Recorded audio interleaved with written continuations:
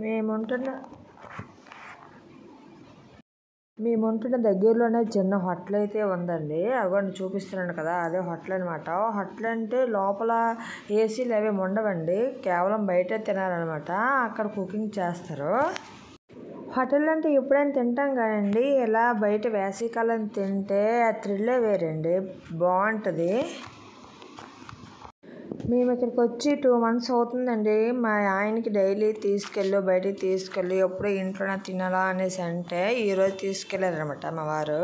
ఈ ఆర్మీ వాళ్ళతో అదే పెద్ద తలనొప్పి అండి. ఊరేస్తే ఎప్పుడు వాళ్ళ ఫ్రెండ్స్తోనే, వాళ్ళ కజిన్స్తోనే, వాళ్ళతోనే తిరుక్కొని ఉంటారు. అప్పుడు కూడా పిల్లల్ని బయటికి తీసుకెళ్ళరు.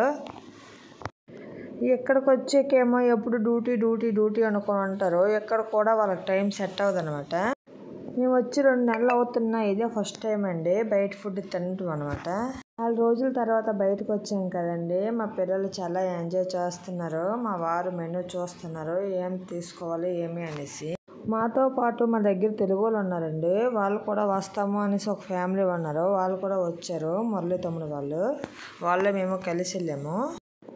మనం పెద్ద రెస్టారెంట్లో తినే కంటే వేసవికాలం ఇలా బయట లైట్ సెట్టింగ్లో తింటే ఎంత బాగుంటుందో కదండి. ఆ థ్రిల్ అనేది కేవలం పల్లెటూరులో మాత్రమే ఉంటుందండి.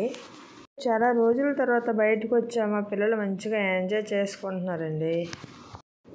వాళ్ళతో మనం వచ్చాక బయటికి వెళ్ళాలి, ఎంజాయ్ చేయాలి అంటే చాలా తక్కువ అండి. ఎందుకంటే వాళ్ళకి ఎనీ టైం డ్యూటీ ఉంటుంది.